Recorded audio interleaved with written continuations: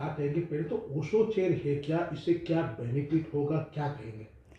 Osho chair है कि आप ओशो पर रिसर्च कर सकते हैं, स्टूडेंट डायरेक्टली ओशो को पढ़ सकते हैं। यहाँ सारा ओशो का जो उन्होंने 650 बुक्स हैं जो उन्होंने डिस्कोर्सेस दिए हैं over the period of time, like 1970 से लेकर before he left his body. तो इन 20 सालों के अंदर उन्होंने जितने भी डिस्कोर्सेस दिए हैं वो 650 किताबों के रूप में आ गए हैं, हिंदी और इंग्लिश मिलाकर, और दुनिया की 30 भाषाओं में ट्रांसलेट भी हो चुके हैं। तो यहाँ इवन गुजराती का भी कुछ साहित्य उनका अवेलेबल है, और डिजिटल माध्यम पे तो सभी कुछ अवेलेबल है उनका।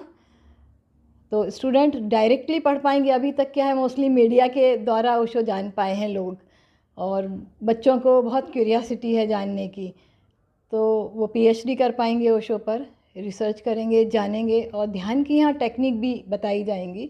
यहाँ सेमिनार्स होंगे, कैंप्स होंगे, जिसमें बच्चे समझ पाएंगे कि शांति कैसे अंदर लाई जाए, कैसे पीसफुल एनवायरनमेंट में रह सकें, कैसे जागरूकता के साथ रह सकें। और जब ये सब चीज़ें बच्चों के अंदर आएंगी तो उनकी लाइफ में चेंज आएगा, काम की क्वालिटी में बदलाव आएगा।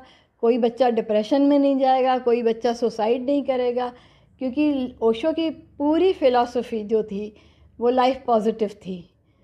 उनके जैसे हम चार स्तंभ कह सकते हैं, जैसे किसी मंदिर का हम कहते हैं कि चार पिलर पे खड़े होते हैं। वो कहते थे हमेशा रेवरेंस फॉर लाइफ, हर जीवन के प्रति सम्मान होना चाहिए, खाली इंसानों के प्रति नहीं, पेड़ पौधों के प्रति भी, जानवरों के प्रति भी, जो भी लिविंग बीइंग्स हैं सबके प्रति सम्मान चाहिए हमें।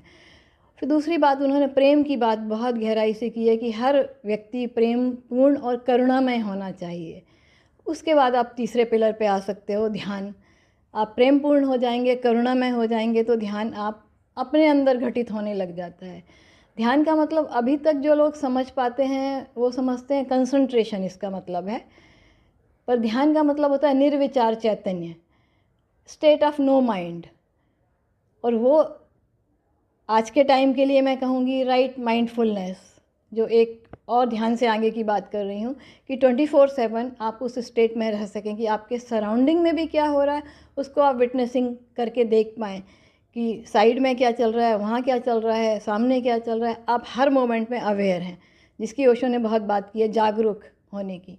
और फिर चौथा पिलर उन्होंने बात की है तुरिया की, कि जब ये 3 स्टेज अपनी पार हो जाती हैं तो आप एनलाइटनमेंट, तुरिया या आनंद की स्थिति प्राप्त कर सकते हैं।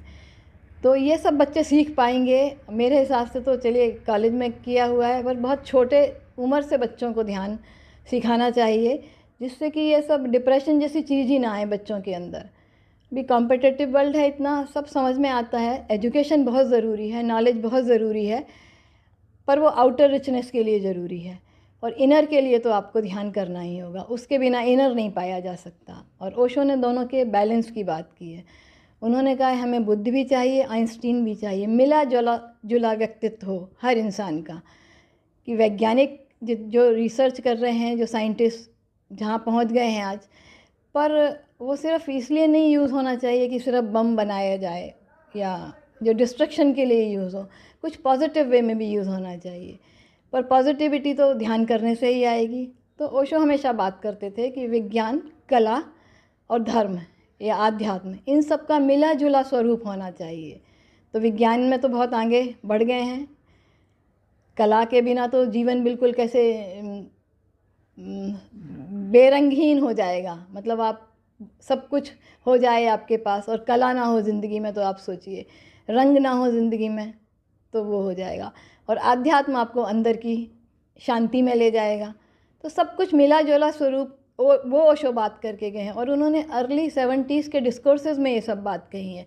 यदि आज से 50-55 साल जो पहले उन्होंने कहा है और वो चीज़ें लागू हो जाती, तो आज ये स्थिति नहीं होती जहाँ हम खड़े हुए हैं। पर अब भी लोगों को, चलिए 35 साल उनको गए हुए हो गए, शरीर छोड़े हुए, 35 साल बाद भी यदि ओशो चेयर की स्थापना कर रहे हैं, और मुझे बहुत खुशी है अंदर से। और स्टूडेंट आज के दिन भी यदि समझ पाएंगे कि रोट लर्निंग को छोड़ के एक्सपीरियंसल चीज़ें कर पाएँ, हर चीज़ अनुभव के साथ, जैसे मैंने अभी बोला बाहर कि मैंने सारी चीज़ें अनुभव की हैं जो ओशो ने शब्दों में कहा है, मैंने कभी ब्लाइंडली फॉलो नहीं किया, हर चीज़ अपने ऊपर एक्सपेरिमेंट करती थी कि जो ये कह रहे हैं कि वो मेरा सत्य तो बने, तभी मेरी पेंटिंग पूरी हो पाती हैं। तो और बच्चों के लिए मुझे बहुत खुशी है, और 700 से ज़्यादा बच्चों ने ऑलरेडी एनरोल कर लिया है और वो इस मार्ग पे चलेंगे।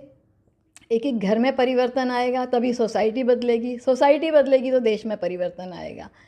और मैं चाहती हूँ कि पूरा देश ओशोमय हो जाए, पूरी दुनिया ओशोमय हो जाए, तो एक शांति का वातावरण आ जाएगा।